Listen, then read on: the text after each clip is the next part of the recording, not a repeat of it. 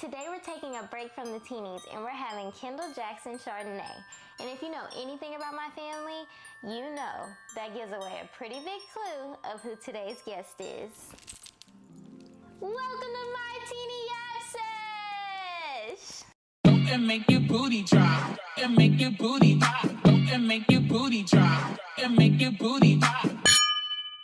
Hi guys, and welcome to a very special holiday episode of my Tini Yap Sesh.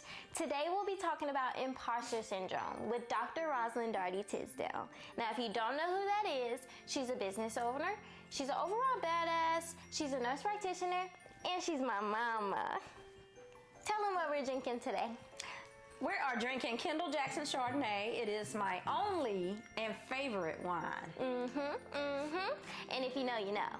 So, let's go to the bar. Ah!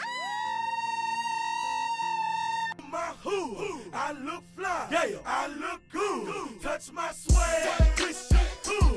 I look fly, yeah, I look good. All right, y'all, the club was lit today. You liked it? I liked it. See, on my mama. On my hood. Okay, so we're at the Teeny Bar. So today we are having Kendall Jackson Chardonnay. Tell us a little bit about Kendall Jackson, because we know it's your favorite. So Kendall Jackson, that's literally my bestie. So Kendall Jackson Chardonnay is a buttery, oaky flavored white wine. It's very dry, so if you don't like dry wine, this is not your wine. If you like sweet, you may enjoy something like Pinot Grigio. It's sweet and light. I'm not into the sweet wines at all. I like dry wine, so this is my favorite. Yeah, y'all, that is not an exaggeration, because this, if you would have gave this to me a couple of years ago, maybe even like 2 years ago, not even that long ago, I would have been like, ugh. But now that I'm drinking teenies every week, my taste is, my palate has changed a bit. I like it. I had it one night by myself, and I was like, ooh, this why my mama like this wine. It gives grown, it gives business owner. It gives entrepreneur. It gives entrepreneur. It definitely gives that. So if that's your vibe, try it out. Try it out. If that's not your vibe, I'm telling you right now, you are not gonna like it. It's funny because whenever I have anything and it requires gifts, I get about 10 bottles of Kendall Jackson Chardonnay because everyone knows that I love it. Yes. Like she has a what's it called? Wine refrigerator. Wine refrigerator in our house, and it's like just this. And she has a rack, and it's like just this. Like, like I don't even. It's crazy. She loves it. She loves it, and it's pretty good. So let's do a little toast. Salud. And taste. That's good. That's good. I like that. Okay, let's go yap. Let's yap. We're back from the bar and we've got our Kendall Jackson. How did you feel about the club? Did you like it? I love the club. Period. On my mama. On my mama. Hey. On my hood. Yeah, I look good. Okay, let's be for real. Okay. Let's get into it. So today we're talking about imposter syndrome. And imposter syndrome is something I'm sure we all deal with. It's basically people who struggle with accepting their accomplishments and they fear that they're going to be exposed as a fraud. Yes. Definition right here. So tell me, how do you experience imposter syndrome and what do you do to combat it? That's a great question. I felt like I was experiencing imposter syndrome basically my entire career. Because of my upbringing, I just didn't feel like I should be accomplishing all that I accomplished.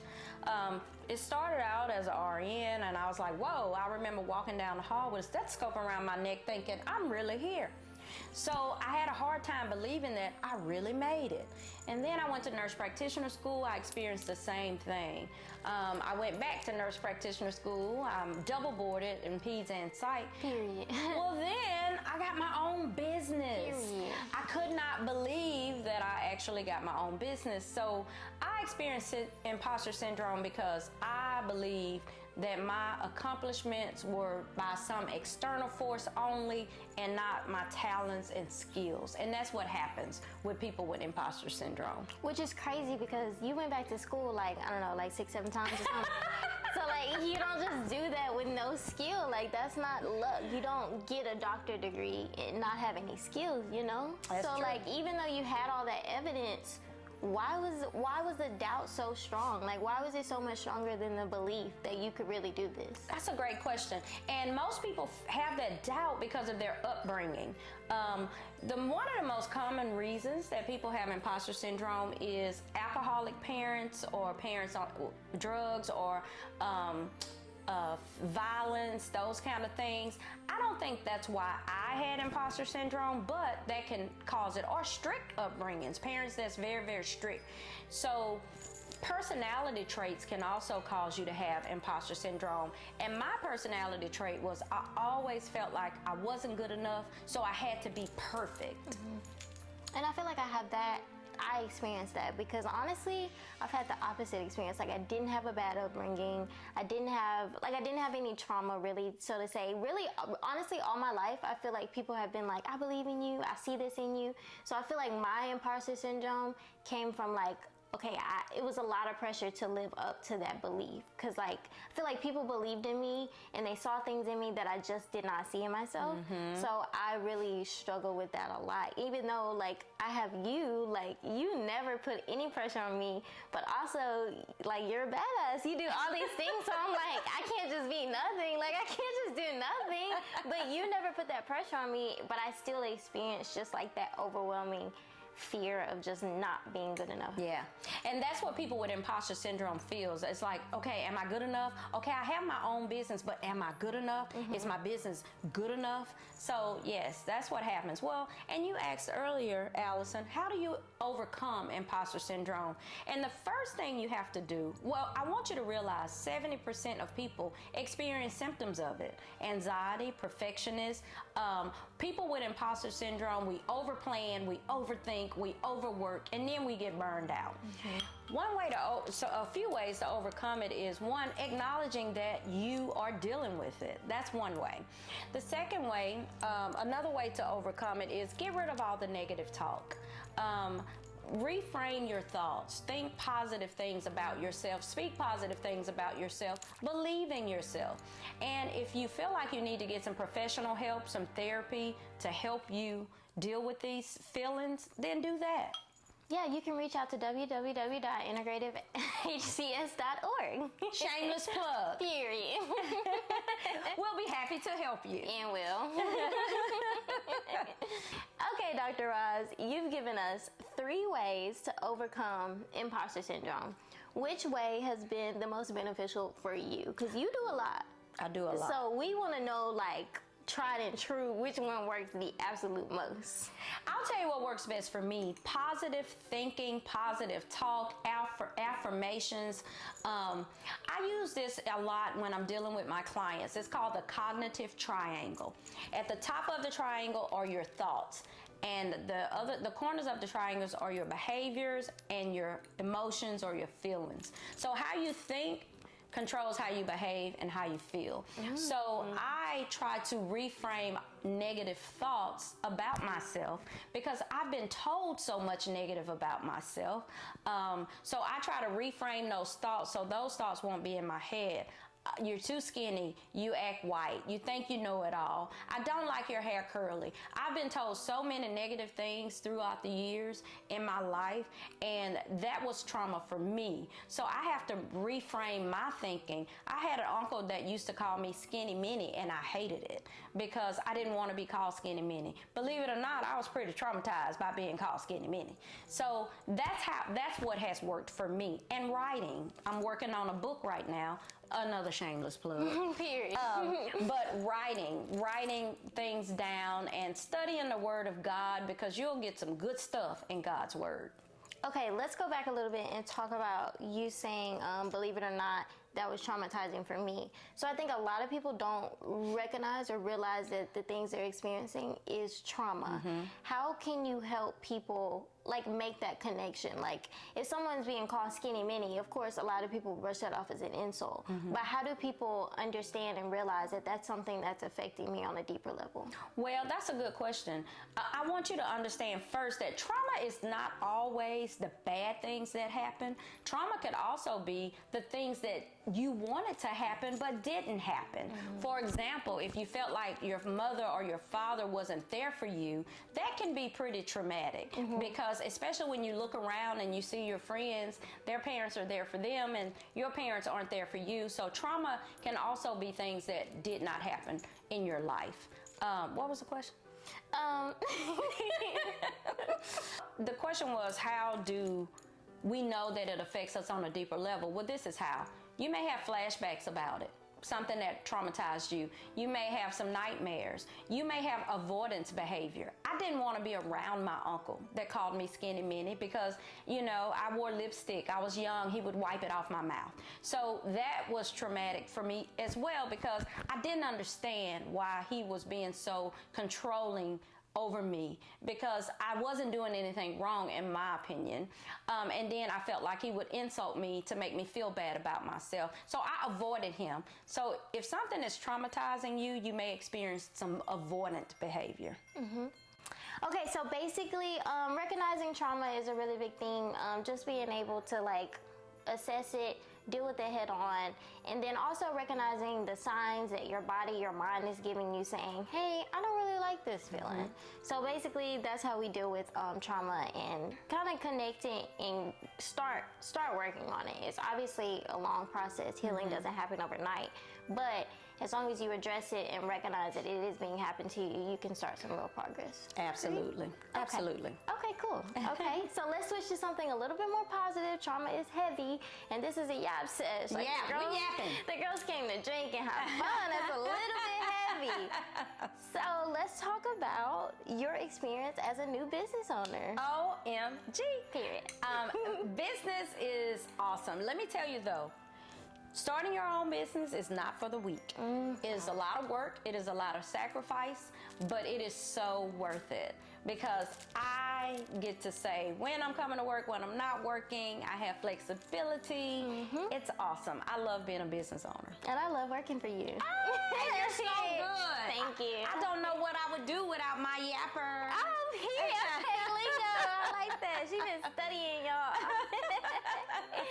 I love it. Well, we're all very proud of you. Let me just say, you are an inspiration to all of us, truly. Thank you. And I'm very proud of you. I'm excited to watch you grow and flourish and just continue being you, because I mean, you've been doing that. You've been her. Like, you've been her. But one of the biggest compliments is making your children proud. Oh. That's huge. So I'm glad you're proud of me. Oh, of course.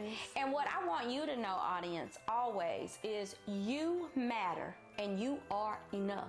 Period. Always know that, because people will make you feel like you're not good enough and you'll start believing it. So get rid of the self-doubt, because that's what imposter syndrome is basically. You feel like your accomplishment came from somewhere else, not your skills. That degree you have, you earned it. You earned it. That good job you have, you've earned it. Period. So take your credit. It's okay. Own it. Don't get cocky, but don't have self-doubt. You got this. I love it.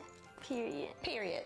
Tell us about one time you felt imposter syndrome really, really heavily. Oh, one thing comes to mind really quickly is the Athena Leadership Award.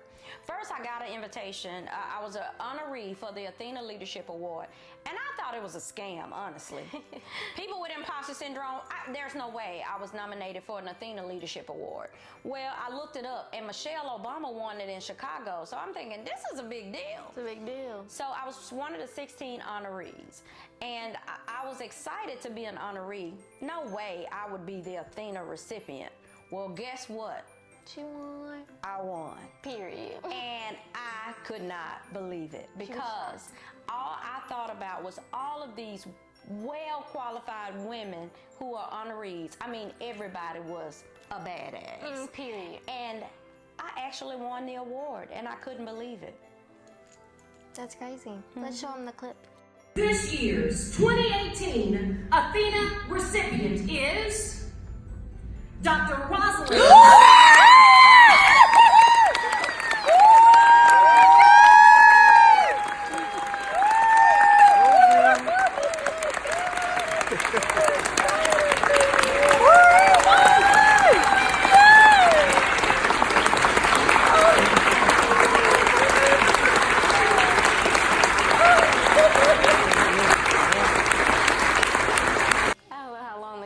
So I don't know how long we should be looking over there. But yeah, look how shocked she was. Like, Shocked. she had no idea she was gonna win it. I didn't even prepare a speech. Yeah. So have you met Michelle? No, I would love to meet Michelle. I've read her books. That's pretty close. That's pretty close. Michelle, if you see this, we want to meet you, girl. We want to meet you, We want to meet you, Michelle. girl. But yeah, I feel like, you know, it was so crazy that you felt like you didn't deserve it, because I honestly feel like everybody around you was like, who else would it be? Like, I think I was in college, so I wasn't here when it happened. But I saw the video and I was like, of course she won. Like, absolutely she won. She's my mom. So yeah, you earned it. You deserve it. Thank you. I want you to win some more. Athena Part 2. Athena Part 2. Or something. Or something like it. And that is a wrap for this episode of my Tini Yap Sesh. You have anything else you want to say? I do. Don't forget to come see us at Integrative Healthcare Solutions, where we provide an individualized, holistic approach to your mental and emotional wellness. Period. Y'all got a free session here, but it ain't free no more after this. I just playing. I mean, I'm not, but you know. Anywho's, thank you guys so much for watching. This is episode 5. That's huge. But I do have some bad news, y'all. We taking a little break. We taking a teeny break. We're taking a teeny holiday break. I want to hang out with my friends and my family without having to worry about editing and shooting and producing, you know. So we're going to take a tiny break, but we will be back on December 29th with new episodes at 7 p.m. Don't miss it. From my family to yours, and to all my teeny yappers, I hope you have a very Merry Christmas. Merry Christmas. And a Yappy New Year. Yappy, yappy, yappy, yappy, yappy, yappy, yappy, yappy. Bye. On my mama. Yeah. On my hood. Yeah. I look fly. Yeah. I look good. And make your booty drop. And make your booty drop. And make your booty drop. And make your booty drop.